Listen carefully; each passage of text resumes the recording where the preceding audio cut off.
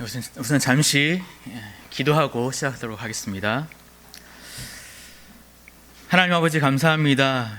그리스도 안에서 한 형제요 자매된 우리 한우리 교회로 인도하셔서 주께서 가르치셨던 바를 전하고 나눌 수 있게 하심에 감사를 드립니다.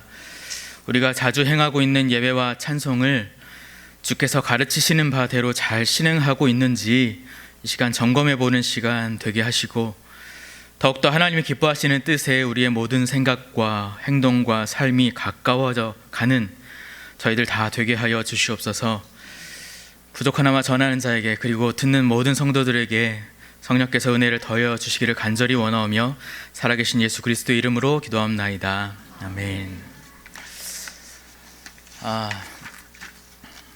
일단 초대해 주셔서 감사합니다.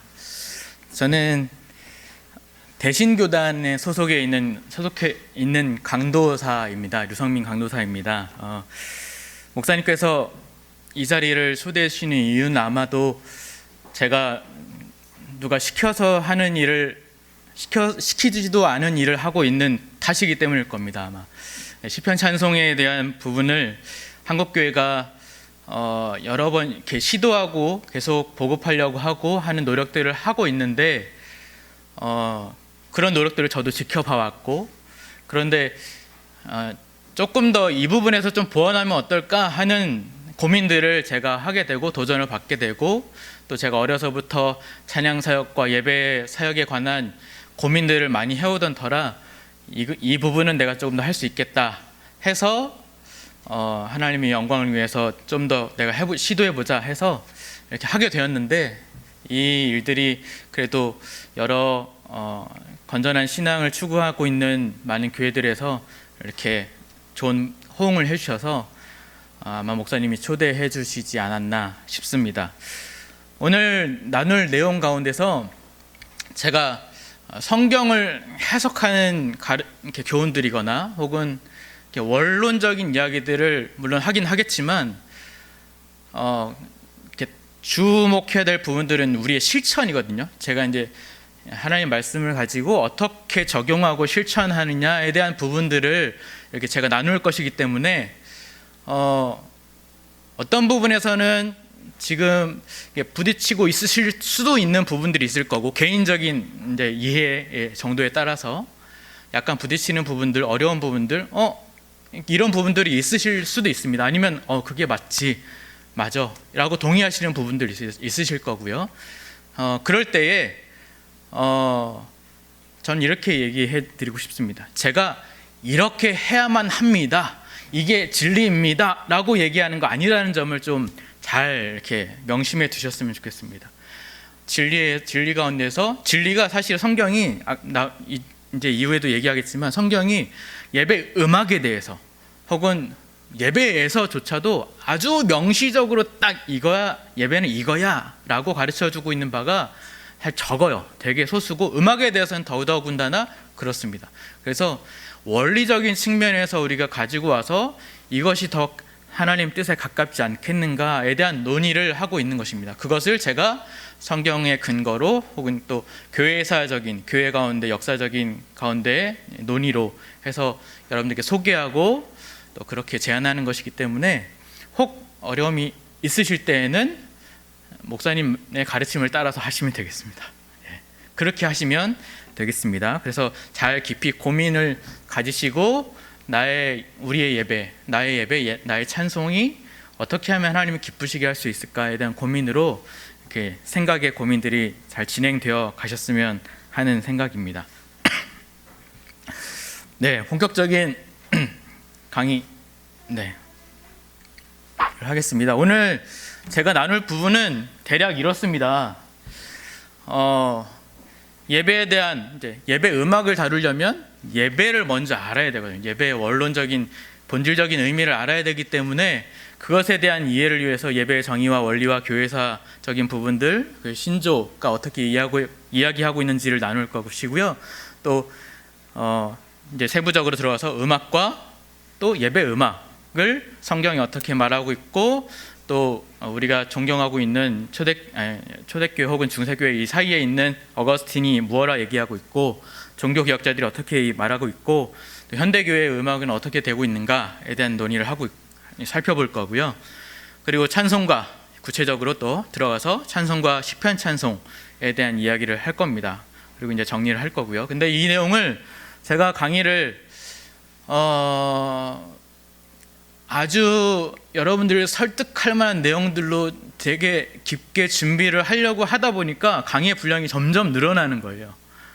그러다 보니까 제가 완벽하게 강의를 준비하지 않았음에도 불구하고 이 내용을 여러분들에게 전할 때 한 3시간, 4시간 될 것 같습니다.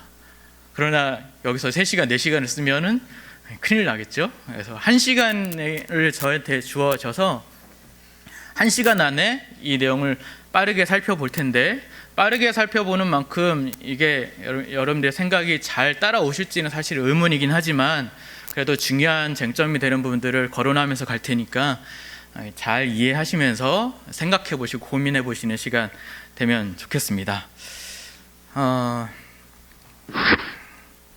네, 먼저 들어가겠습니다.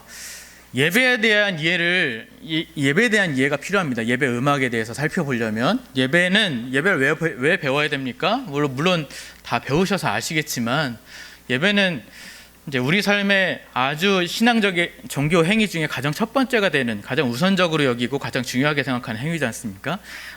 삶의 대표성을 가진 의식 행위입니다. 하나님을 영화롭게 한다라고 우리의 삶의 제일 되는 목적으로 삼았을 때에 영화롭게 하는 구체적인 삶의 일상의 행위들을 말하고 있지만 그것의 대표성을 가진 행위가 바로 예배이기 때문에 예배에 대한 이해가 우리는 참 필요합니다. 그리고 두 번째로는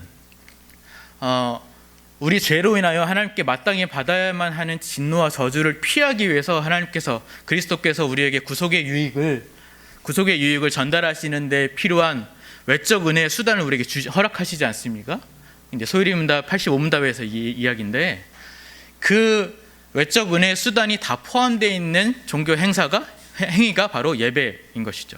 외적 은혜의 수단은 말씀과 성례와 그리고 기도라고 배우신 분들은 이해하실 겁니다. 이 행위가 다 예배 안에 포함되어 있기 때문에 외적 은혜 수단, 하나님께 주시고자 하는 은혜를 잘 받기 위해서는 이 은혜 수단이 함께 축약되어 있는 예배를 잘 이해하고 잘 드려야 될 필요가 있습니다.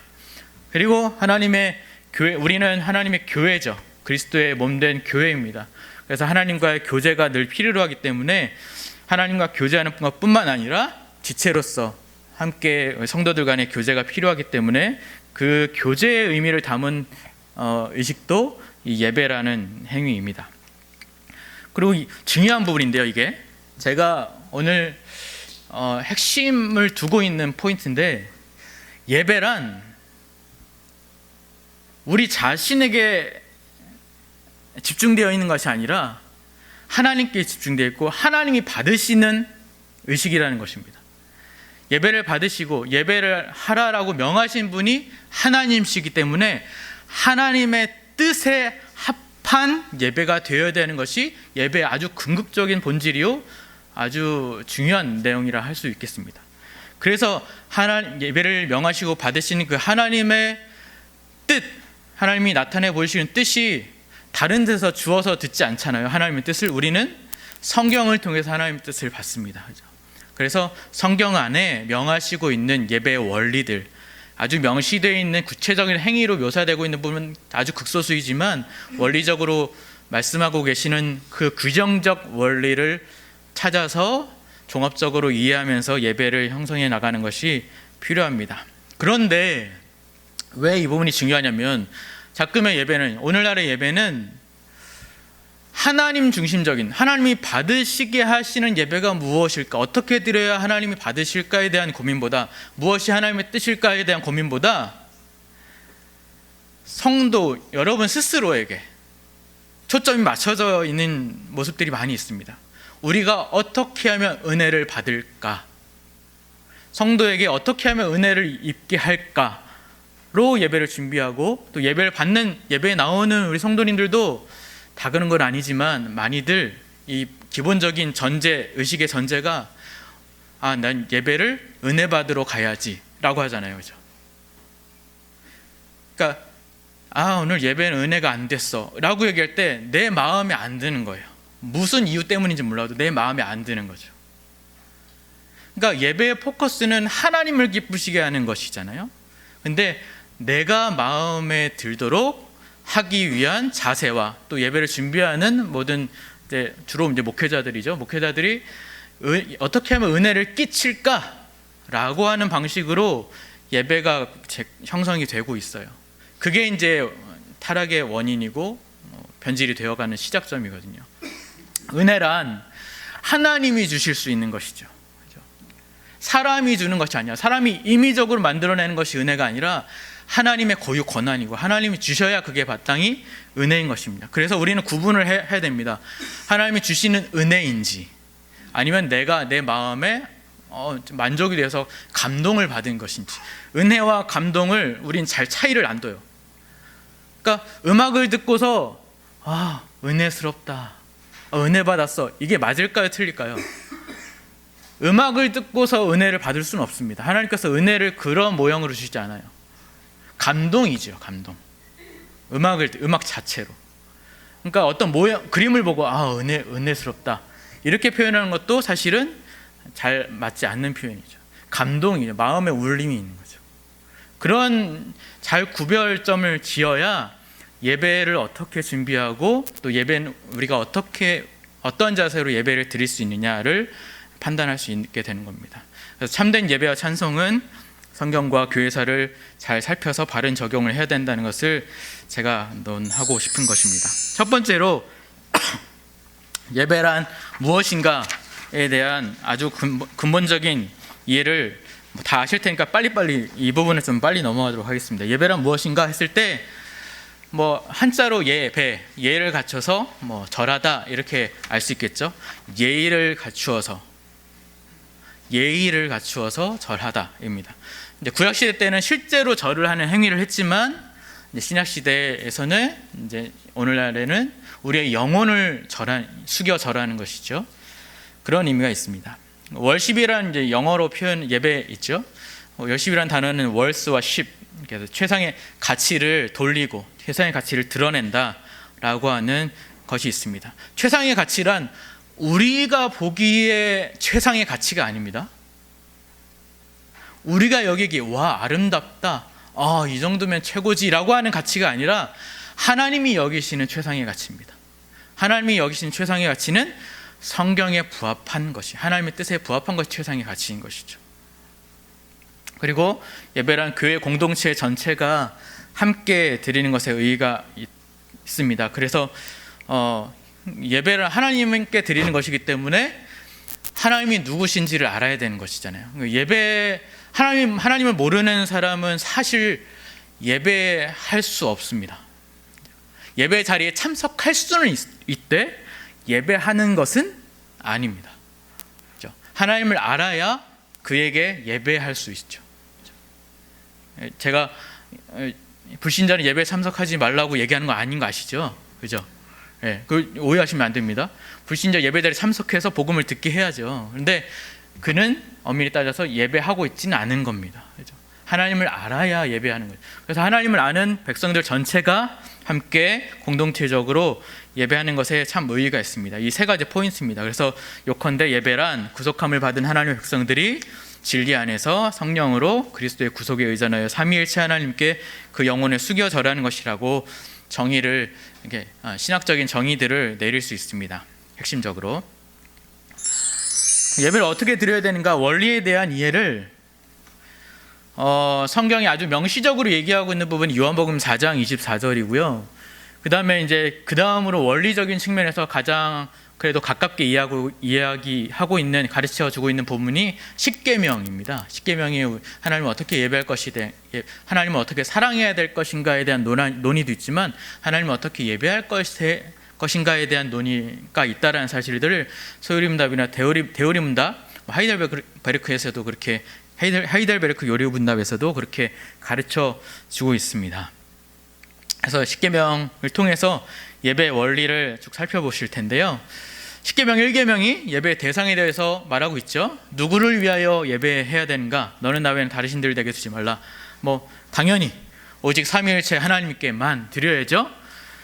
그런데 이게 너무나 당연한 소리인데 잘 못하고 있는 게 현실입니다. 너무나 당연한 소리임에도 불구하고. 그러니까 삼위일체 하나님께 예배해야 되는데 이슬람이나 유대교나 천주교는 삼위 하나님께 예배하고 있지 않지요. 더하거나 뺍니다. 하나를 한 위를 빼거나 더하거나 하는 한식으로 예배를 드립니다. 근데 이제 우리 일상 가운데 우리 나의 모습 속에서 삼위일체 하나님께 예배를 드리지 못하는 경우가 예배의 대상이 온전히 하나님이어야 되는데 어떤 경우는 하늘의 교회는 없을 것이라고 믿고 싶습니다. 이렇게 목사님 너무 설교가 좋아서 목사님을 예배하는 성도들이 간혹 있습니다. 그렇죠? 목사님 눈도장 찍으려고 오는 성도님들도 있고요. 목사님 너무 좋아서 예배에 참석하시는 경우도 있고요.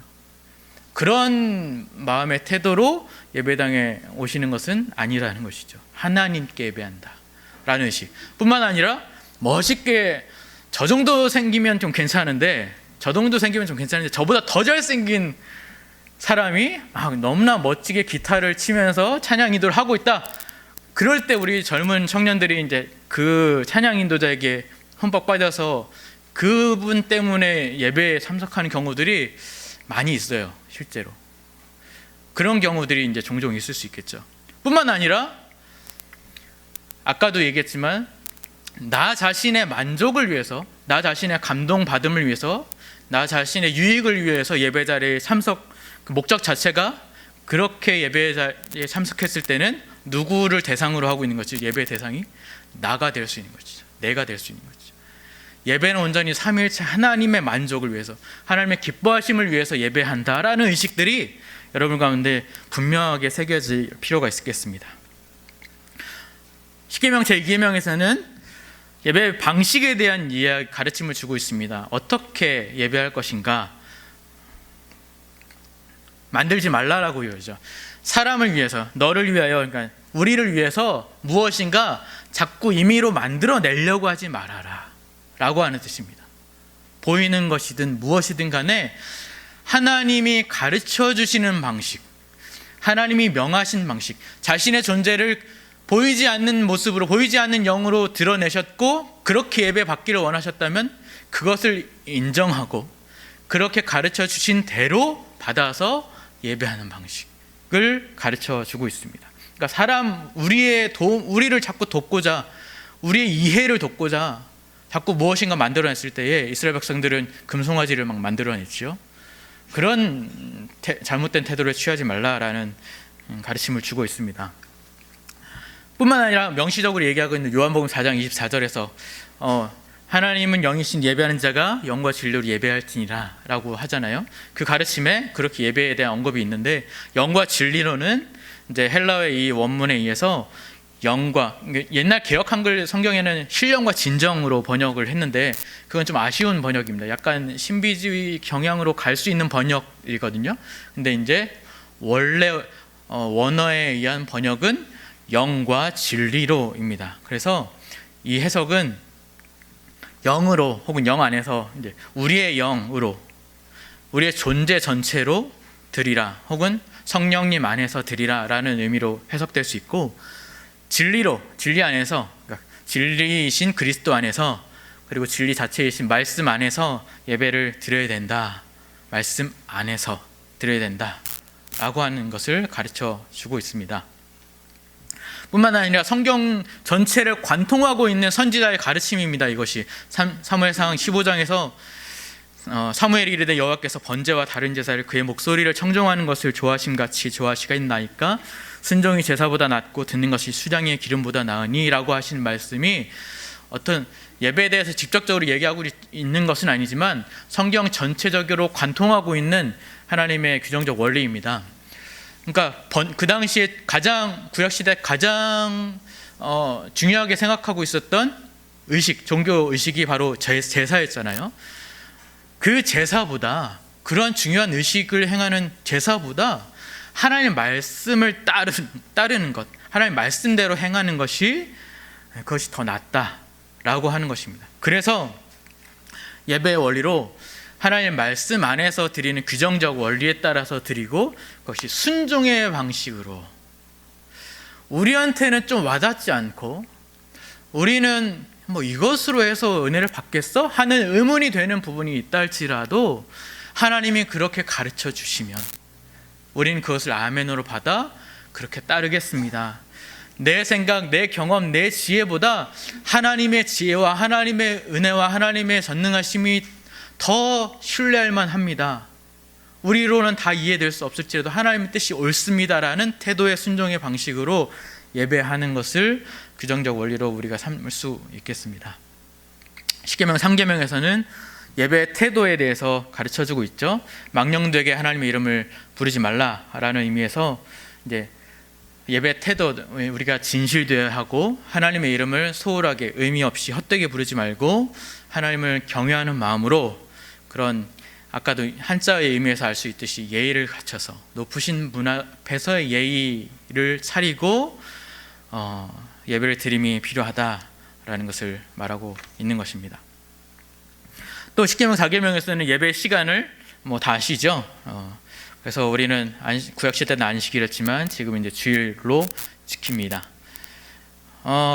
십계명에서 말하고 있지는 않지만 예배 장소는 구약 시대 때는 성소와 성전과 그런 성막과 이런 특별한 이제 위치, 그런 공간이 있었지만 그리스도께서 오시고 나서는 특별한 정해진 곳이 없지요. 하나님은 어디든 계시기 때문에 성경은 예배의 특정한 장소를 말해주고 있지는 않습니다. 근데 우리가 이곳에서 모이고 있는 이유는 뭡니까? 하나님이 이곳에서만 계시기 때문에 그런가요? 하나님이 이곳에서만 은혜를 주시기 때문인가요? 아니죠. 중세교회 때는 그랬습니다.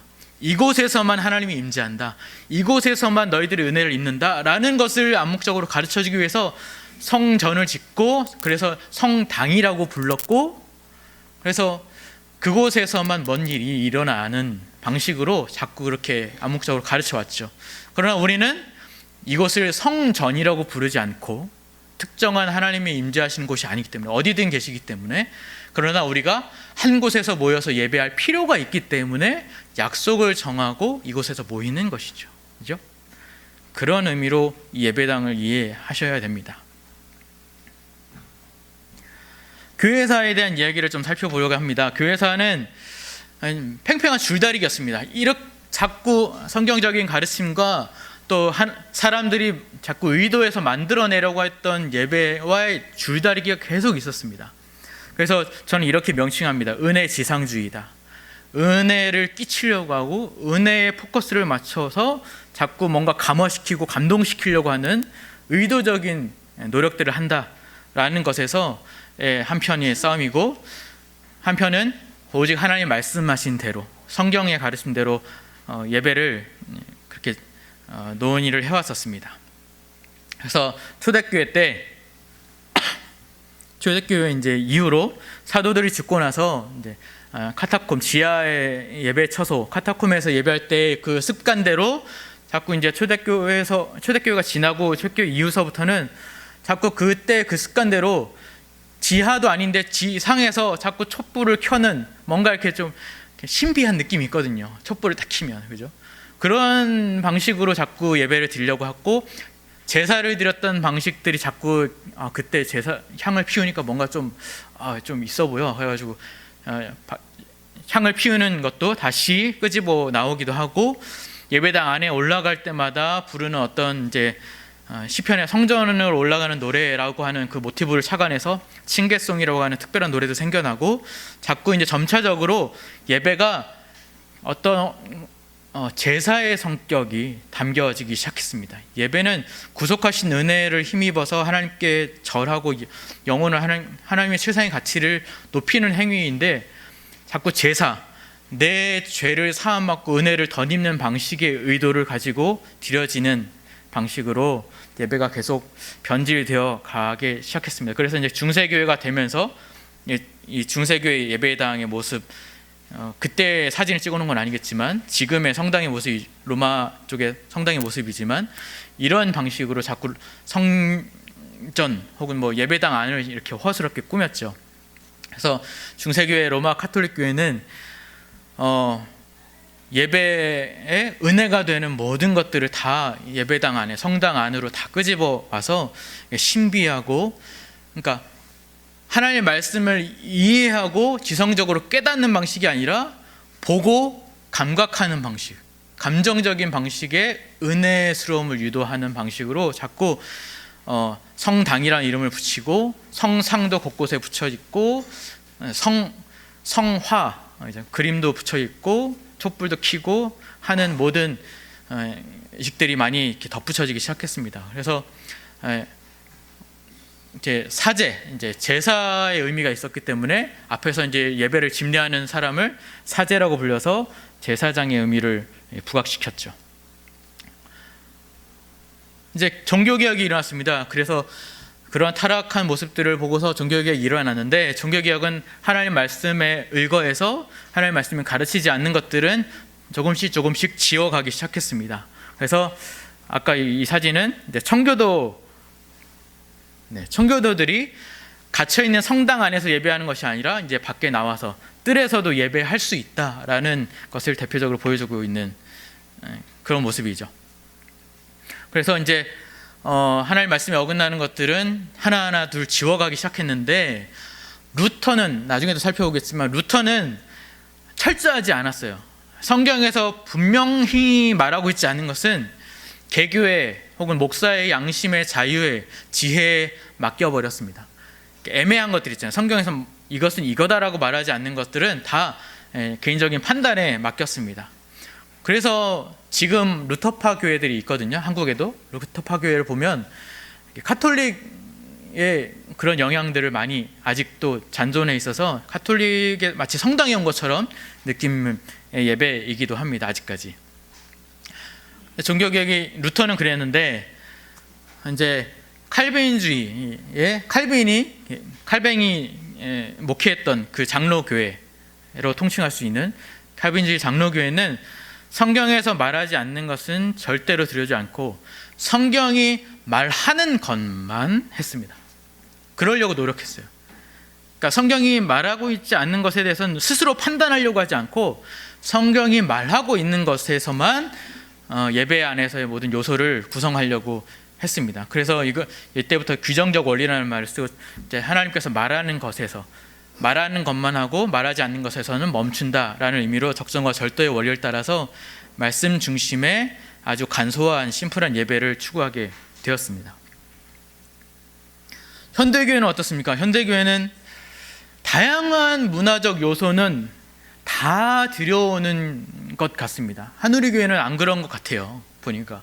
그런데 제가 사역을 쉬고 있을 동안에 이곳저곳을 방문해 봅니다. 좋은 교회도 가보지만, 그러니까 평범한 교회들을 이렇게 가보면 다양한 문화적 요소를 다 끄집어와서 화면도 되게 현란하고요. 모든 게, 장식도 모든 게 다 현란해요.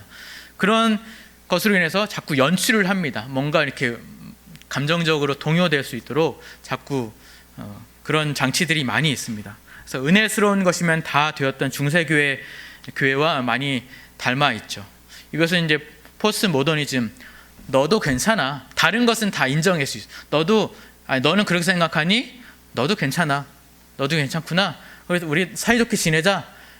상대를 인정하는 이제 문화, 포스트 모더니즘으로부터 시작된 상대의 다름을 인정해주는 그런 의식들 때문에도 그렇고, 어떤 것이 우리에게 쓸모 있을까를 추구하는 실용주의의 의식들도 있고, 또 아까 얘기했던 은혜지상주의의 그런 사상들이 결합돼서 사람의 무의식 가운데 그렇게 작용돼서 자꾸 신앙 안에서도 교회 안에서도 이런 이제 실행들이 자꾸 있게 되는 것입니다. 이와 관련해서 영상을 하나 보려고 했는데 이거 하면 시간이 부족할 것 같고, 제가 뭐 보여드리려고 했냐면 EDM 예배를 좀 보여드리려고 했어요. 현대교회가 아주 예배에서 제가 생각하기엔 가장 최악이라고 생각할 정도 EDM 예배인데, 혹시 아시나요? 들어보셨나요? 잠깐만 보여드릴게요.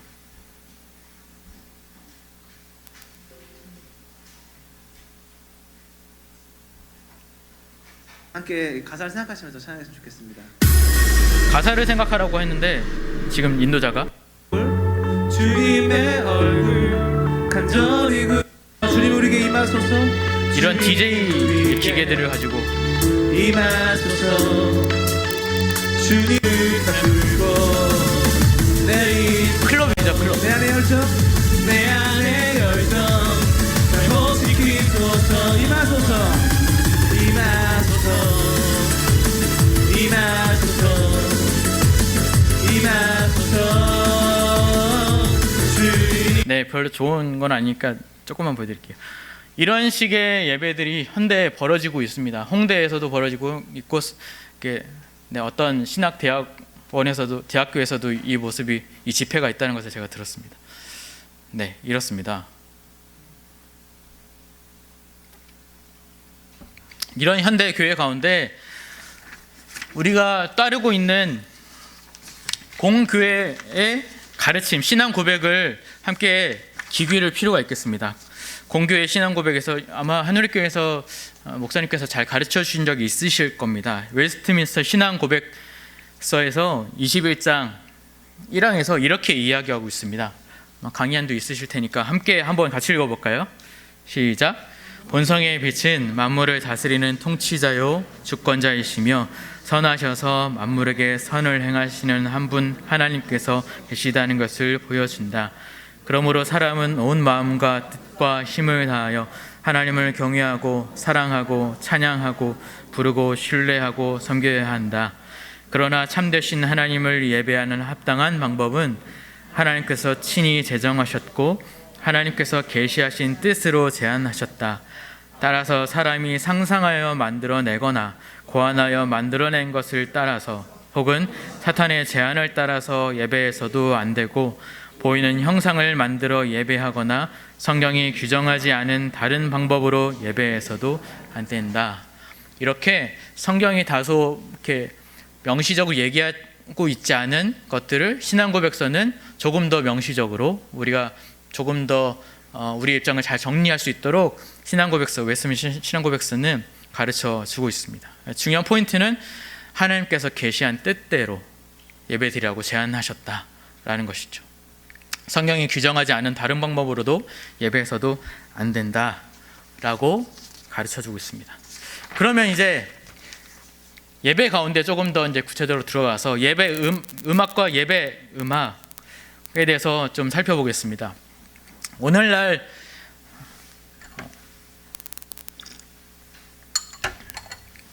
음악의 영향력이 상당하지요. 음악 방송이 텔레비전만 틀어도 곳곳에 음악 방송이 할 정도로 요즘 옛날에는 안 그랬는데 음악이라는 것이 현대 사회에 많이 주류를 이루고 있고 예배 가운데에도 음악이 없으면 왠지 예배의 은혜가 잘 안 되는 것 같은 느낌적인 느낌들이 우리한테 많이 그런 문화들이 익숙해져 있는 실정입니다. 예배가 대단히 어떤 메시지를 전달하기 위해서 실용성이 있기 때문에 그렇거든요. 그 실용성 때문에 사실 한국교회 가운데도 그리고 역사적으로 이쪽 살펴보겠지만 역사적으로 계속될 거의 그래도 같이 공유하고 있는 입장들이 있는데도 불구하고 그것을 잘 존중하지 않고 개 교회마다 개별적으로 적용하려고 하는 태도들이 사실 있습니다. 실용성 때문이거든요. 그리고 영향력도 있고요, 음악이.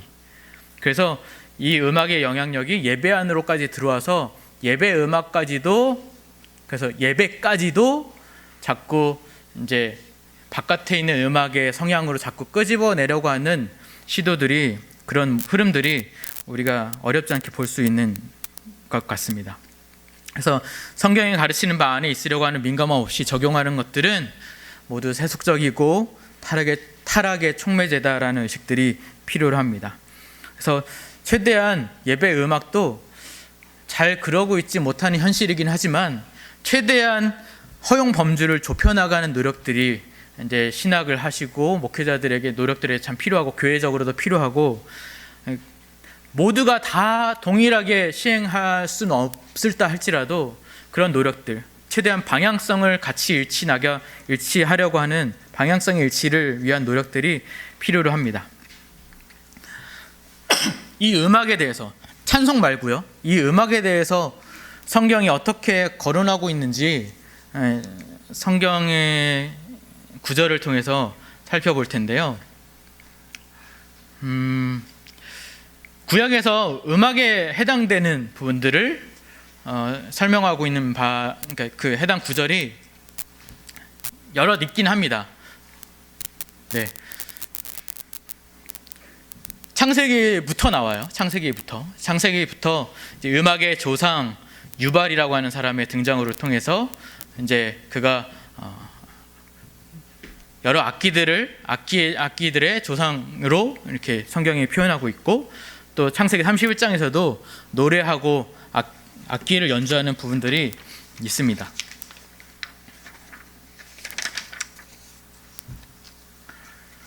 그리고 출애굽기 15장에서도 모세가 이제 홍해를 건너고 노래하는, 그러니까 노래도 음악이잖아요. 노래하는 것들이 있습니다. 그리고 이스라엘 여인들이 악기를 동원해서 노래하고 또 춤을 추면서 노래하고 하는 증거 구절도 있습니다. 그리고 사무엘상에서 다윗이 사울이 자꾸 정신분열증 같은 증상들을 일으킬 때 자꾸 옆에서 수금을 연주해 주거든요. 그래서 회복이 되는 증거 구절도 있습니다. 그래서 이제 음악의 영향력들을 설명하고 있는 증거 구절도 있고요. 그리고 역대상에서도 이때 이제 다윗이 음악에 지대한 관심이 있고 음악을 통한 하나님을 찬송하는 방식에 대해서 매우 긍정적인 자세를 취하고 있었기 때문에 따로 음악을 담당하는 무리를 조직하기 시작합니다. 그리고 전문 음악인도 두게 되어서 몇천 명씩이나 두면서 같이 이렇게 예배하고 찬송하는 일들을 합니다. 그리고 시편 곳곳에서 시제 가운데 보면 현악 8줄에 맞춘 노래, 깃딧에 맞춘 노래라고 해서 이제 악기들을 거론하면서 그 악기와 함께 시편을 노래했던 증거도 있습니다. 그런데 우리가 이것을 이해할 때에 다윗이 그렇게 했다고 해서 성경의 이 모습대로 혹 찬양대를 조직하고 음악을 담당하는 무리를 만들었다고 해서 오늘날 그것을 적용할 것이냐 했을 때는 사실 물음표가 생기는 것이 있습니다. 왜냐하면 신약에서는요, 악기를 사용하는 증거 구절이 있다거나 특별한 조직을 만들어서 음악을 활용하는 찬양대가 있다거나 하는 증거 구절이 한 군데도 없습니다. 혹시 있으시면 저한테 제보를 부탁드립니다. 제가 아무리 찾아도 없는데 혹시 있으시면 저한테 말씀해 주셨으면 좋겠습니다. 그런 증거 구절이 없어서 다윗이 했던 그런 조직들에 대해서, 음악을 활용했던 부분들에 대해서 성경이 거론은 하고 있지만 그것에 대한 칭찬이나 지지를 하지 않고, 또 신약 성경에서도 음악을 활용하는 일들을 그저 찬송을 하고 노래를 하는 방식으로만 얘기하고 있어서 이것에 대한 이해를 우리가 다윗이 그렇게 했으니까 우리도 할 필요가 있다라고 이해해서는 안 됩니다. 다윗이 그렇게 했었던 것은 보다 영적인 이해를 필요로 합니다. 마치 이스라엘 때 왕정제도, 왕의 다스림을 받던 제도가 오늘날 그대로 적용해야 되느냐라고 할 수 없듯이, 제사를 드렸는데 오늘날 똑같이 제사를 드릴 필요가 있지 않느냐 이렇게 얘기할 수 없듯이, 다윗이 그렇게 조직한 것에 대해서 우리가 반드시 우리의 찬양대가 필요하다라고 이야기할 수 없는 부분입니다. 그렇죠? 하늘교회는 찬양대가 있지만 그것이 제가 찬양대가 있어서는 안 됩니다 이렇게 얘기하는 거 아닙니다. 그렇죠? 찬양대가 반드시 있어야 된다라고 말하지 않는다라는 뜻입니다. 성경은 음악에 대한 부분들을, 그리고 나중에도 얘기하겠지만 계속 얘기하죠. 나중에도 얘기하는 게 아니라 지금부터 얘기하겠습니다. 그래서 이제 우리가 칼빈만큼이나 더 존경하는, 칼빈이 존경했고 루터가 존경했고 신약을 잘 따랐었던 교부 어거스틴이 있는데, 그 어거스틴이 음악을 되게 좋아했었거든요. 음악의 활용. 이 사람이 300년대 4세기쯤에 살았던 사람인데 음악을 대단히 좋아했었습니다. 그래서 중세 음악 교육의 초안을 구축할 정도로 많은 음악의 시도들을 해왔었고요. 그리고 음악적으로 상당히 음악사적으로 볼 때에도 음악에 대한 심리학적 혹은 존재론적인 접근을 한 최초의 사람이라고 평가할 만큼, 음악사 안에서도 최초의 평가를 할 만큼이나 그런 사람입니다. 이 잘 알려지지 않았는데 어거스틴은 이제 음악론 해가지고 책을 썼었습니다. 원래는 음악론, 음악의 3요소 리듬, 화성, 멜로디가 있거든요. 음악의 3요소 각 부분별로 6권의 책을 기록해서 성경이 가르치는 이해를 통해서 음악을 잘 논하려고 했었던 시도들을 했는데, 멜로디, 리듬, 화성 중에서 리듬만 6권을 썼습니다. 그래서 음악론이라고 하는 책을 썼었습니다. 6권에 해당되는 음악론에서 음악에 대한 논의를 했는데, 음악은 이렇게 정했습니다. 어거스틴은 음악은 조절에 관한 학문이다. 그러니까 질서를 가지고 잘 조절해야 된다. 그래서 음악을 잘 다루지 않았을 때는 악의 나락으로 떨어질 수 있기 때문에 음악을 다룰 때에는 절제하고 용기와 정의와 분별이 항상 필요로 한다라는 것을 강조했었습니다. 이 음악론에서 그렇게 강조했었습니다. 근데 실제 이제 어거스틴도 잘 조절 못했어요. 못한 적이 있었어요. 그만큼 음악이라는 이 파급 효과가 영향력이 대단했던 거죠. 자기도 잘 통제하지 못할 만큼 음악에 심취해서 음악에 막 마음을 다 쓰고 음악을 어떻게 활용할까를 막 고민하고 했던 시도들이 있어서 주변 사람들에게 비난을 받은 적도 있었다고 합니다. 그래서 음악 자체로 인해 즐거움을 느끼는 것은 세속적이라고 스스로도 여겼기 때문에 그것을 금세 제어하고 통제하는 노력들을 했다고 합니다. 그럼에도 불구하고 음악이 믿음의 신앙에 도움을 가져다 주는 수단으로 쓰일 수 있는 데서는 참 용이한 것이기 때문에 그 사용을 조심스럽게 권장했다라고 합니다. 또 어거스틴 말고 루터의 종교개혁자 루터의 가르침은 이렇습니다. 루터는 음악에 대해서 어거스틴보다 좀 더 개방적이었던 사람이었던 것 같습니다. 본인이 작곡을 할 정도로 음악에 대해서 잘 이렇게 능통하고 좋아했었습니다. 그래서 그 외에 어떻게 하든지 적극적으로 활용하려고 했었습니다. 아까 예배에 대한 논의했을 때부터 그랬지만 성경이 분명하게 가르치지 않는 것은 스스로의 판단 안에서 활용할 수 있도록 하는 의식들이 있었잖아요. 그래서 음악도 성경에서 분명하게 얘기하지 않고 있기 때문에 스스로의 통제 안에서 잘 활용하려고 노력했었던 사람입니다. 하지만 음악 자체에 대해서 애착을 갖거나 음악 자체에 의존하는 것은 우상 숭배다라고 아주 명명하게 얘기했습니다. 그러면서도 174개의 콘트라팍타, 이제 세속적인 민요를 가지고 와서 신앙적인 가사를 잘 덧입혀서 보급하려고 하는 노력들을 했고, 코랄이라는 찬송을 만들어서 독일 회중 찬송에 기여를 했습니다. 그래서 음악 교육이 신앙 교육과 신앙 교육과 병행될 만한 아주 중요한 교육으로 여겼습니다. 음악이 이제 말씀과 닮았다고 봤거든요. 말씀도 메시지를 담은 소리이지 않습니까? 말씀도. 그래서 음악도 메시지를 담은 소리로 여겨서 말씀과 참 닮아 있는 것이다 라고 여겨서 음악 교육에 대단히 힘을 썼던 사람입니다. 루터가 만든 찬송 중에서 아시는 거 있죠? 내 주는 강한 성이요. 그 찬송이 이제 루터가 만든 유명한 찬송이죠. 아주 좋은 찬송입니다. 그리고 칼뱅은 아까도 얘기했지만 루터보다 조금 더 엄밀한 입장이었죠. 음악은 하나님의 선물이다라고 하는 어거스틴의 입장을 동의했었습니다. 동의했으면서도 잘못 사용하면 악의 원인이 되기 때문에, 잘못 사용하면 악의 원인이 되기 때문에 음악에 대단히 민감하게 예민하게 주의를 기울여서 음악의 사용을 예배 안에서, 공적인 예배 안에서는 사용을 상당히 제한했습니다. 그 음악이 그만큼 영향력이 있기 때문에 최대한으로 줄였어요. 그러니까 신약 성경이 말하고 있는 바를 아마 따라간 것 같아요. 신약 성경에서 악기 연주에 대한 이해나 다른 특별한 조직을 만들어서 하거나 이런 것들을 하지 않았기 때문에 아마 칼빈도 음악에 대한 주의를 기울여서 예배 때 악기 연주 없이 찬송을 부를 때에도 화성이 나눠진 4성부의 어떤 그런 2부나 3부, 4부의 찬송이 아닌 단성부의 찬송을 악기 연주 없이 한 목소리로 찬송을 부를 수 있도록 권했습니다. 그렇게 목회했습니다. 대신에 예배가 아닌 다른 공간에서 각자가 신앙의 자유를 누리고 신앙의 문화적인 부분들을 누릴 수 있도록 하기 위해서, 또 교육의 의미를 또 독려하기 위해서 가정이나 등등에서는 다성부 찬송을 부를 수 있도록, 가정에서는 부를 수 있다. 예배는 안 된다. 그리고 악기 연주도 가정에서는 된다. 우리가 일상생활에서 악기 연주할 수 있다. 그러나 예배 안에서 우리가 그 음악적인 것에 마음이 미혹될 수 있는 가능성에 대해서 잘 이렇게 선을 그어 놓은 것이죠. 그래서 말씀에 방해되는 것들, 말씀이 드러나고 말씀 가운데 보이고 계신 하나님의 뜻에 집중할 수 있도록 다 다른 가능성들을 다 제한해 둔 것입니다. 칼뱅은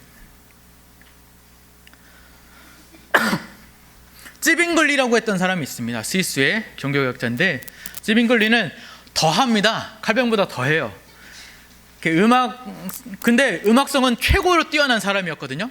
자기가 악기 연주하고 사성부의 찬송 음악을 작곡할 정도로, 합창곡을 작곡할 정도로 뛰어난 음악 실력을 갖고 있었음에도 불구하고, 사람이 심리가 그렇지 않습니까? 내가 할 줄 알고 내가 이런 능력이 있으면 써먹고 싶은 욕심이 있을 법한데도 찌빙글리는 이 음악에 대해서 자기가 잘 다루어서 그런지, 음악의 이해도가 더 높아서 그런지 모르겠지만, 음악을 통해서 우리가 이렇게 미혹될 수 있는 가능성들을 전면 차단하기 위해서 공예배 시에 노래하는 것도 제한했습니다.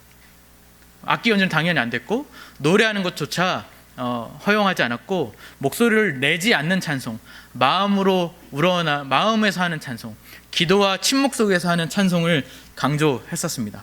그러나 이것도 마찬가지로 학교나 가정, 외부, 예배가 아닌 다른 장소에서는 악기 연주로도 가능하고 시판 찬송도 가능하고, 또 본인도 직접 연주를 하면서 찬송하기도 하고 했었다고 하는 증거들이 있습니다. 그러니까 중요 포인트, 종교개혁자의 포인트는 뭐냐면, 제가 짚고 싶은 포인트는 뭐냐면, 예배와 예배 밖과 예배를 잘 구별했다는 점이에요. 하나님께서 주신 일반 은총으로 주신 또 은사라고 얘기할 수 있는 이 음악적인 도구들을 사용할 때에 우리의 마음이 쉽게 이렇게 악으로 치닫을 수 있는 것들을 잘 제한하여서 예배에 대해서는 좀 더 엄밀하게, 예배 가운데 예배를 받으시는 하나님의 뜻에 부합한 것에 대한 형식을 고민하고, 그 형식이 내용을 지켜준다고 생각한 것입니다. 형식이 왜 중요합니까? 요즘은 형식을 중요하게 생각하지 않고 내용이 중요하다 이렇게 얘기하는 한편을 얘기를 하고 있는 사람들이 많은데, 그렇지 않습니다. 내용을 아무리 중요하게 생각해도 형식이 틀을 갖춰주지 않으면 자꾸 벗어나기 마련입니다. 형식이 있는 것은 내용을 지키기 위함이거든요. 아마 종교개혁자들도 그런 의식들 때문에 예배와 공예배와 사적인 시간들을 잘 구분해서 하려고 하는 의도들이 있는 것을 우리가 공통적으로 살펴볼 수 있는 것입니다. 현대교회 음악은 그럼 어떻습니까? 이런 종교개혁자들의 정신들을 다 놓쳐가고 있죠. 종교개혁 이후에는 이성에 근거한 합리주의, 계몽주의, 자연주의 그런 사상들의 조류로 인해서 종교개혁으로 일으킨 청교도 신앙이 자꾸 잊혀지고 경건주의 혹은 신비주의 그리고 부흥운동에 의해서 자꾸 창작으로 만들어내진, 사람의 자율성으로 인해서 만들어진 곡들을 자꾸 이렇게 지지하고 그것들을 자꾸 들추어내고 그것에 있어서 쓸모 있게 하려고 하는 노력들을 그러면서 20세기 넘어가면서 실용주의가 있으면서 자꾸 쓸모 있으려고 하는, 쓸모 있는 노래, 쓸모 있는 음악들을 추구하게 되는 것입니다. 그래서 오늘날은 이제 CCN들이 생겨나게 됐죠. 이제 신앙의 경건성을 위해서 음악을 활용할 뿐만 아니라 이제 문화적인 부분에서 다양성을 누리기 위해서 이제 CCN들을 만들었는데, 만든 것까지는 저는 괜찮다고 생각합니다. 종교개혁자들도 예배와 다른 공간에서의 음악적인 차이들을 두었다는 면에서 CCM을 만드는 것 자체는 좋은데, 이 CCM을 요즘은 예배 안으로 들어와서 예배 가운데 CCM을 부르려고 하는 시도들이 많이 있고 되게 자연스러워졌다는 것에서 저는 비판할 지점이 분명 있다고 합니다. 그래서 아까도 얘기했지만 예배 가운데에 음악이 예배의 퀄리티를 좌지우지하게 되는 그런 형태가 요즘은 많이 벌어지고 있죠. 영상을 하나 보려고 합니다. 이걸 본 적이 있는지 모르겠습니다. 보면서 설명해드리면,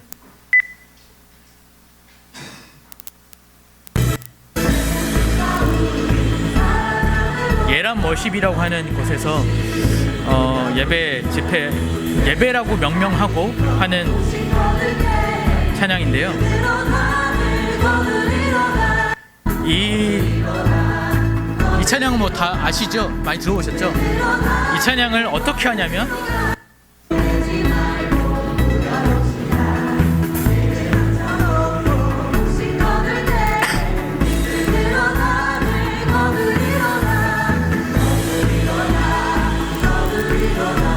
디제잉이 있죠, 디제잉. 여기도 EDM이 섞여 있습니다. 요즘엔 젊은이들이 EDM 없으면 음악을 잘 안 듣는 것 같아요. 이때부터입니다. 어디서 많이 들어보신 예배와 전국 노래자랑을, 예배 찬양과 전국 노래자랑을 짬뽕해서 뭔가 불러일으키는 거죠. 감정을 동요하고 호응을 유도하는 거죠. 학생들도 보면 표정들 보시면 약간 이렇게 난해한 표정들을 가질 수 있습니다. 이렇게 선뜻 동의가 안 되는 거예요. 박수는 치고 있는데.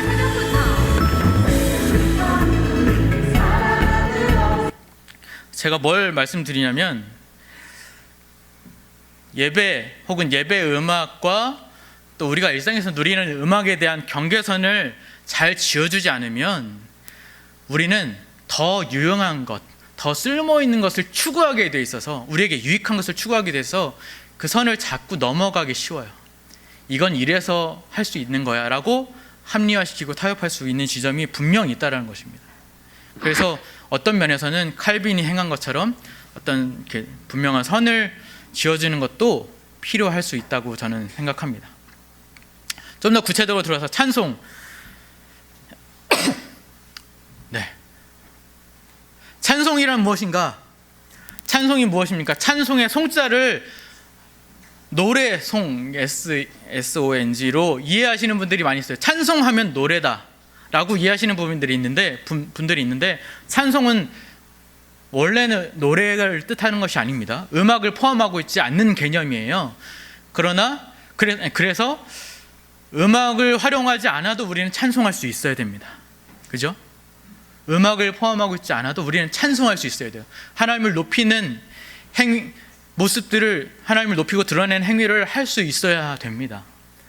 뿐만 아니라, 그러나 구약시대 때도 그랬고, 하나님께서 일반 은총 가운데 하나님이 주신 선물로 우리가 심지어 종교개혁자들도 그렇게 인정하고 있으니까 음악을 누리되 음악을 사용하면서 찬송을 하더라도 음악에 집중하는 것이 아니라 하나님을 찬송할 수 있어야 되는 것이죠.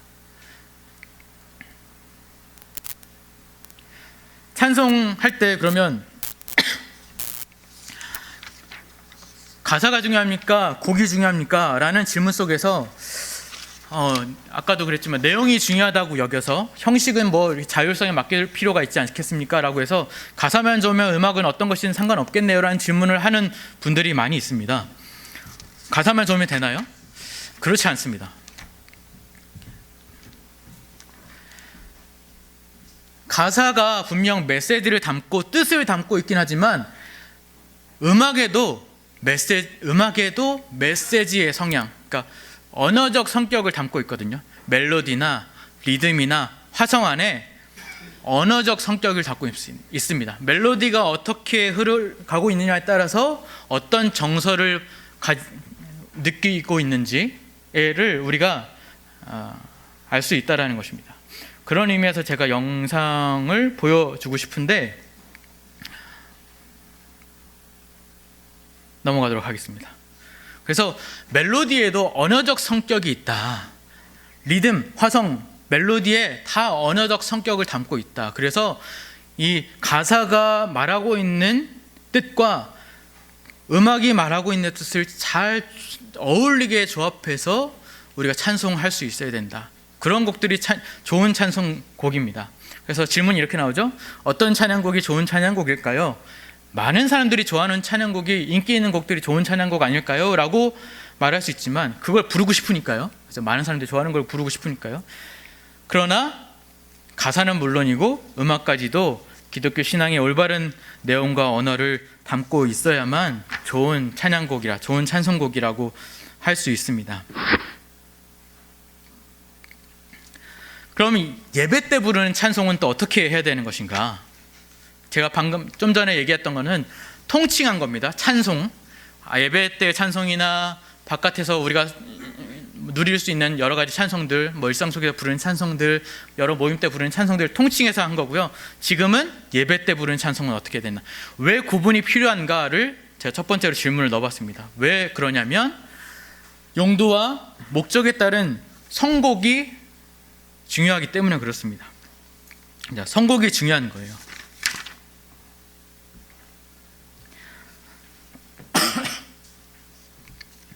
예배란 아까 말씀드렸다시피 하나님께 드리는 것이기 때문에 하나님 뜻에 부합한 것이어야 하기 때문에 성경이 가르치는 바 안에서 선곡이 되어야 되고 더 엄밀하게 살펴야 되는 것이고요. 그리고 예배가 보편성을 띄어야 되는 것이고 공교회성을 띄어야 되는 것이기 때문에 모든 회중이 한 마음으로 드려야 되는 것이기 때문에 어떤 개인의 취향대로 선곡하는 것이 아니라 모든 회중이 함께 부를 수 있는 곡을 선곡하면서 예배 찬송을 정해야 되는 노력들이 필요로 한 것입니다. 그럴 때에는 가사는 물론이고 가사도 성경 안에서 있도록 해야 되는 노력이 필요하고요. 곡조도 자체도 다분히 이렇게 절제된 것이고 모두가 함께 공유할 수 있는 수준의 적절한 수준의 곡이 필요로 한 것입니다. 그것이 예배 찬송에 합당한 것입니다. 예배 때는 그럼 이런 질문을 하겠죠. 예배 때는 가능한 한 다양한 악기로 하나님께 영광을 돌리면 좋은 것 아닌가요? 라고 물을 수 있겠죠. 다양한 악기로 연주하는 것이 좋을까요? 저는 이렇게 생각합니다. 예배는 하나님 기뻐하시는 뜻에 맞추는 것이잖아요. 근데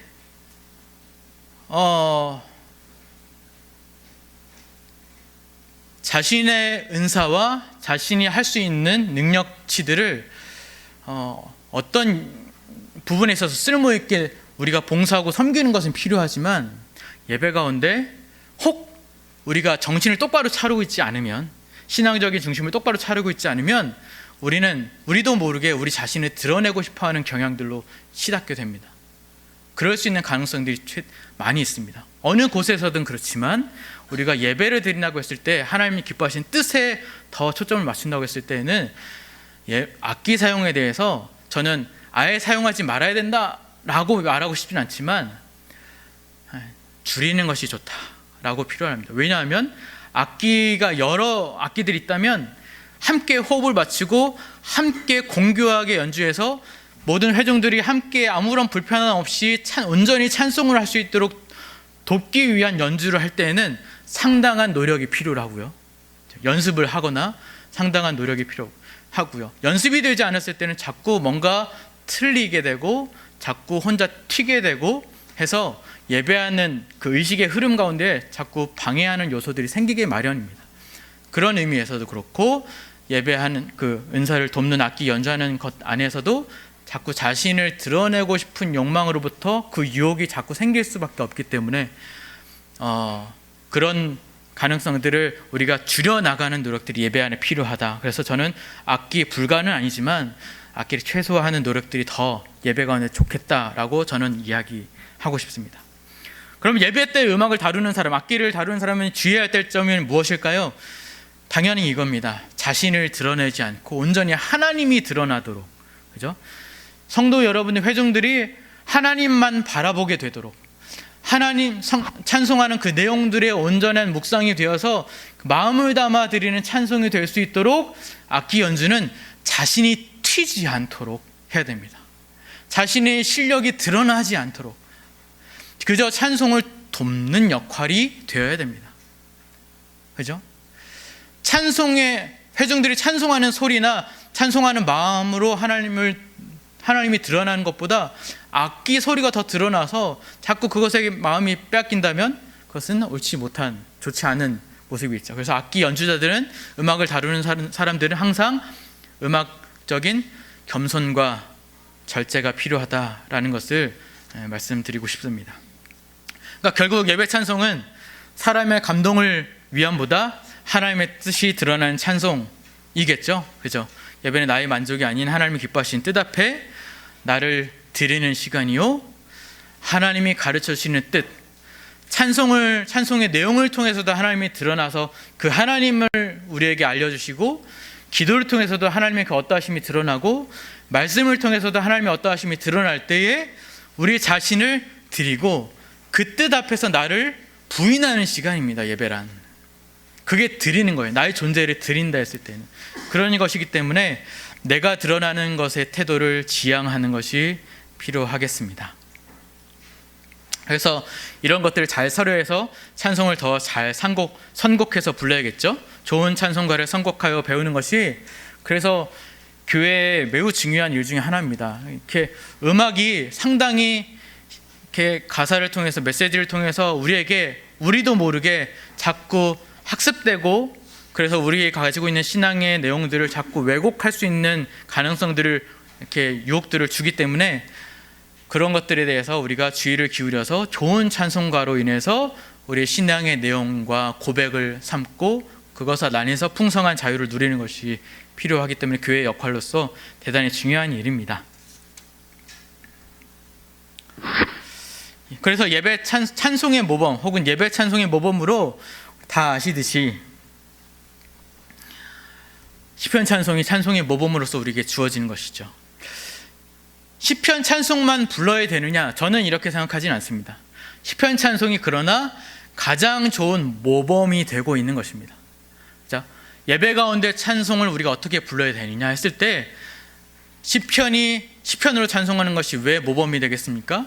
그것은 이스라엘 백성들이 시편에 말씀이 있는 것처럼 이스라엘 백성들이 함께 불렀던 찬송이기도 하고, 예수님과 제자들이 불렀었던 찬송이기도 하고, 교회가 타락했을 때 종교개혁자들이 다시 그것을 끄집어내서 불렀었던 찬송이기도 하며, 뿐만 아니라 하나님이 친히 우리에게 나타내 보여주신 계시요, 그의 공적인 고백이요, 기도와 찬미의 가사가 시편을 통해서 나타나되어지게 되고, 예배의 원리와 태도가 잘 담겨있는, 모두가 함께 부를 수 있고 우리의 감정이 오버되지 않도록 절제할 수 있도록 멜로디도 최대한 단조롭고 하는 이런 예배의 모든 종합적 태도를 가지고 있는 것이 시편 찬송이기 때문에 시편 찬송이 찬송의 모범이 되는 것입니다. 모범. 그래서 우리가 모범을 시편 찬송의 예배 가운데 부르는 노력들이 그래서 필요한 것이죠. 하늘의 교회는 그래서 잘하고 있는 것입니다. 시편 찬송만 부르라는 법은 없습니다. 시편 찬송 말고도 좋은 신앙의 내용, 바른 교리의 내용을 담은 찬송가가 지어진 것을, 그래서 우리가 찬송가를 부르잖아요. 그 찬송 중에서도 좋은 찬송가가 있습니다. 그것을 예배 가운데 부르는 것도 필요하지만, 할 수도 있지만 그렇지 않은 곡조도 찬송가 안에 많이 있거든요. 그것을 구분하는 노력들, 그리고 모범이 되는 시편 찬송들을 부름으로 해서 우리가 우리의 찬송의 방향성이 어떻게 되어야 되는지를 자꾸 학습해 나갈 필요가 있다는 것입니다. 시편 찬송을 실제로 부르는 교회들이 많이 있죠. 아까 얘기한 것처럼 종교개혁의 정신을 소중히 여기는 여러 개혁주의 신앙을 추구하는 교회들에서 많이 불려지고 있고, 한국에는 시편 찬송을 소개하고 있는 네 부류가 있습니다. 그러니까 출판사마다 이 특성을 가지고 보급하고 있는데요. 고려서원에서는 스코틀랜드 장로교회에서 불렀었던 찬송들을 고려서원에서 출간해서 부르고 있고, 진례깃발에서는 칼빈의 제네바 시편 찬송을 출간해서 보급하고 있고, 한국 기독교 교육연구원에서는 네덜란드 화란 개혁교회들에서 불렀었던 찬송들을 출간해서 보급하고 있고, 기독지혜사는 북미 개혁 장로교회 쪽에서 시편 찬송을 부르고 있던 것을 번안해서 보급하고 있습니다. 근데 아마도 이제 하늘의 교회는 스코틀랜드 시편 찬송을 번안해서 가지고 온 고려서원에 출간한 시편 찬송을 주로 부르는 게 아닌가 싶습니다.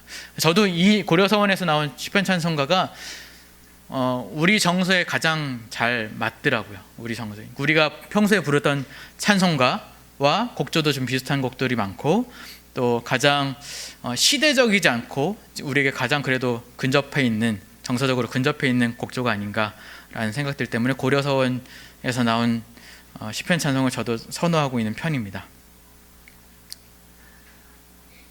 이런 의문이 있을 수 있겠죠. 그런데 꼭 300~400년 전에 종교개혁 당시 지어진 옛날 곡조로 시편 찬송을 불러야 되나요? 라고 물을 수 있죠. 그렇지 않습니다. 그 곡이 음악이 음악 자체가 절대 가치 기준을 제시하고 있지 않거든요. 음악은 변할 수 있죠. 그래서 다른 찬송을 부를 수 있고 찬송을 작곡해서 새로운 시편 찬송을 제작해서 만들 수 있습니다. 그런데 우리가 그렇게 하지 못하는 이유는 새로운 시편 찬송을 작업한 사람들이 지금 이 땅에 별로 없고, 저도 이렇게 작업해 나가고 있는 시도를 하고 있는데, 그렇게 함께 공유할 만큼의 악보집, 찬송집을 출간하는 데가 없고, 우리에게 주어진 시편 찬송집이 이제 아까 얘기했던 이 4개 출판사를 통해서 제공된 시편 찬송이기 때문에 그것 안에서 우리가 부른 노력들을 지금 해 나가고 있는 것이거든요. 근데 앞으로 그래서 지금 현대 정서와 그래도 근접해 있고, 또 교회 예배 본질에 대한 의식과 신학적 사상과 바른 교리와 또 공교회성, 함께 모두 부를 수 있는 음악적 수준을 잘 고려하면서 작곡해내서 찬송집이 만들어질 필요가 있습니다. 누가 할 수 있을까요? 이걸 이렇게 해나간 노력들이 이제 앞으로 저와 저를 비롯해서 이렇게 해나가고 좀 필요합니다. 그래서 그것을 좀 꿈꾸고 있습니다. 저만 하는 것이 아니라 이제 그런데 필요성을 가진 이제 교회들에서도 많이 지지를 해주시고 응원을 해주실 필요가 있습니다. 평상시에도 시편 찬송을 부르는 것이 좋을까요? 그렇죠, 좋죠. 말씀을 노래하는 것이잖아요. 시편은 우리의 개인적인 생각들을 지어서 노래하는 것이 아니라 말씀 그 자체를 노래하는 것이잖아요. 그런 의미에서 시편 찬송을 평소에 부르는 것이 좋죠. 근데 CCM을 그럼 부르면 안 됩니까? CCM 부르셔도 괜찮습니다. CCM 자체를 다 거부할 필요가 없습니다. CCM 자체 안에서도 좋은 곡들이 바른 교리 안에서 지어진 가사의 고백들이 있는, 그리고 음악적으로도 건전한 그런 성격을 가진 CCM들이 여럿 있습니다. 많지는 않지만 여럿 있습니다. 그런 곡들을 선호하면서 부르셔도 괜찮습니다. 일상 가운데. 다만 신중한 분별이 잘 필요합니다. 그러기 위해서는 본인 스스로가 교리적인 이해를 잘 갖출 필요가 있고 그렇습니다. 거의 끝이 보입니다. 그런데 왜 중요한 시편 찬송이 잘 알려지지 않았을까? 우리의 마음이 자꾸 더 세련되고 감동스러운 찬양곡을 부르고 싶은 마음, 절제보다 자유와 변화를 추구하고 싶은 마음, 그리고 또 상대적으로 바깥에서도 문화가, 음악이 막 발전하고 있죠. 그것을 따라잡고 싶은 마음, 그것을 우리 교회에서도, 우리 예배 가운데서 누리고 싶은 마음, 이런 것들이 물론 그것 자체가 나쁜 마음이라고 볼 수는 없지만 그런 시도들이 자꾸 가려짐이나 분별 없이 들여오게 돼서 시편 찬송이 차지하고 있었던 자리가 점차 밀려나고 자꾸 CCM이 들어오고 음악적으로 화려한 노래들이 자꾸 예배 안을 채우는 것들이 생겨나게 된 것입니다. 그래서 종합을 하겠습니다. 제가 최대한 빠른 시간에 진행해 보려고 가장 중요한 영상을 놓쳤는데요. 그래도 뭐 설명으로 되고 나눠드린 프린트로 잘 이해가 되실 거라 생각하면서 나가며를 종합 함께 같이 읽어보도록 하겠습니다. 나가며 있으시죠? 프린트물에 나가며를 읽어보시면서 잘 기억하셨으면 좋겠습니다. 다 같이 읽어보겠습니다. 시작. 거룩한 교회는 이 세대를 본받지 말고 하나님의 선하시고 기뻐하시고 온전하신 뜻이 무엇인지 분별해야만 합니다. 순종이 제사보다 낫다고 하셨듯이 하나님이 가르쳐 주시는 방식과 원리와 하나님의 영광이요 교회의 거룩한 영광이므로 더디더라도 그것 안에 있는 참 자유와 은혜를 감사함으로 누리며 가는 것이 우리가 걸어갈 길이라 믿습니다. 하나님의 뜻에 가장 부합한 찬송이 시편이라는 것을 누구도 부인할 수는 없을 것입니다. 시편 찬송에 대한 가치를 존중하면서 적극적으로 활용할 수 있도록 더 많은 관심이 필요로 합니다. 그러므로 하나님의 뜻에 합당하게 예배를 드리라는 교회, 영감된 찬송인 시편 찬송을 부르려고 시도하는 교회는 하나님을 영화롭게 하는 일에 적극적으로 동참하는 교회라 할 수 있습니다. 한국의 많은 교회들의 예배 가운데 시편 찬송이 더 많이 불려지며 하나님께서 기뻐하시는 아름다운 찬송이 우리의 예배 현장과 삶 가운데 가득 울려 퍼질 수 있게 되기를 소망합니다. 아멘. 네, 저는 이런 마음으로 시편 찬송에 대한 작업을 해나가고 있습니다.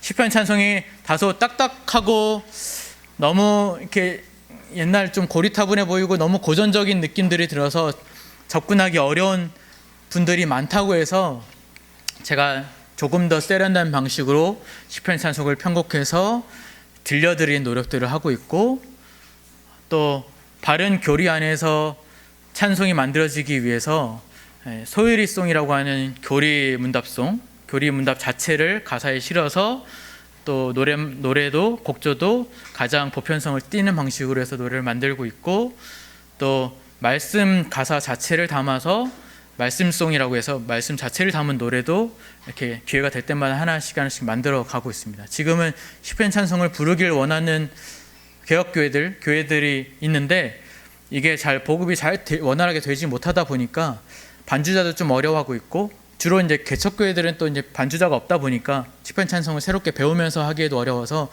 제가 반주곡도 작업해 나가고 있습니다. 현재는 지금 그것에 조금 많이 열심을 내고 있는데요.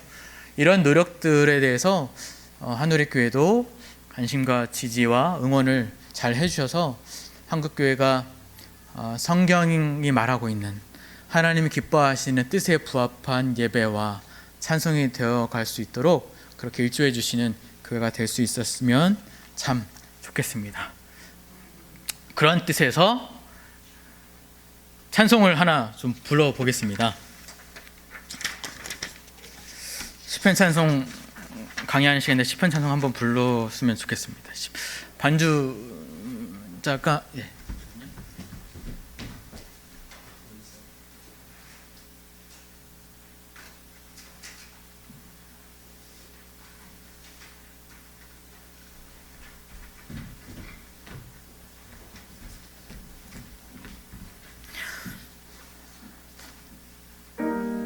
잠시만요. 악보가 자세히 보이실런지는 모르겠지만 아마 불러보신 걸로 제가 알고 있습니다. 박 집사님께 여쭤봤는데 아마 16편은 불러보셨다고 하더라고요. 이 시편 16편은 사람의 완전하고 참된 행복은 오직 하나님 안에서만 누릴 수 있다라고 말하면서 주 안에서 한몸된 성도들과 함께 하는 것이 성도의 가장 큰 즐거움이요 감사하다라고 고백하고 있는 내용의 시편 찬송입니다. 우리 함께 불러보겠습니다.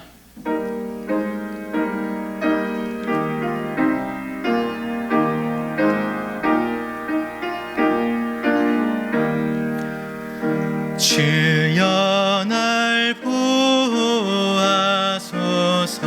주께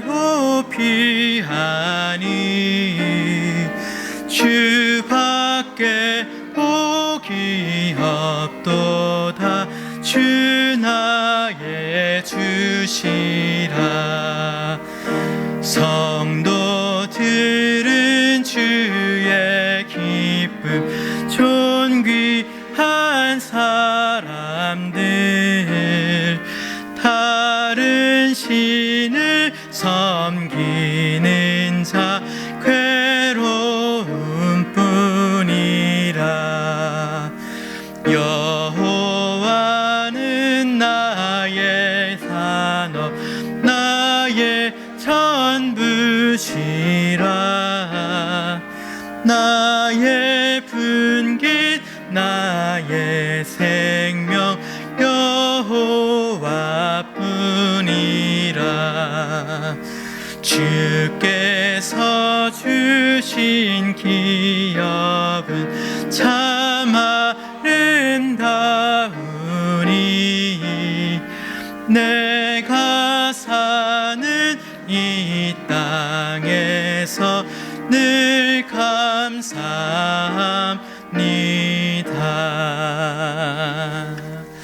아멘. 함께 기도하고 강의를 마치도록 하겠습니다. 하나님 아버지 감사합니다. 이 시간 우리가 그동안 알고 있었던 지식과 또 실행해왔던 신앙의 모습들을 점검하면서 성경이 가르치는 참 예배와 찬송이 무엇인지 상고해 보았습니다. 참으로 예배하는 자를 찾으시는 분 우리 하나님이신데 우리는 우리 자신도 모르게 우리 자신을 위해서 예배하고 있을 때가 많았습니다. 우리 자신을 위해 찬송을 부르기도 했었습니다. 어리석고 이기적이고 악한 우리의 마음을 긍휼히 여겨주셔서 주께서 가르치시는 바를 늘 상기하여 분별함으로 주 앞에 참으로 예배하는 자, 참된 찬송을 올려드린 자 되게 하여 주시옵소서. 우리에게 주어진 좋은 은사와 유산들을 지혜롭게 잘 활용할 수 있는 저희들 되게 하여 주시옵소서. 이렇게 해야 하고 저럴 땐 저렇게 해야 한다. 참으로 많은 규례들이 우리에게 주어지고 있는 현실인데 주를 사랑하는 마음이 없으면, 주를 또 신뢰하는 마음이 없으면 우리에게 외식과 허무만 남을 것입니다. 그러니 하나님을 더 많이 알게 하시고 하나님을 더 사랑하게 하셔서 기쁜 마음으로, 적극적인 마음으로 주의 도를 기꺼이 행하는 저희들 다 되게 하여 주시옵소서. 은혜 주실 줄 믿사오며 살아계신 예수 그리스도의 이름으로 기도하옵나이다. 아멘.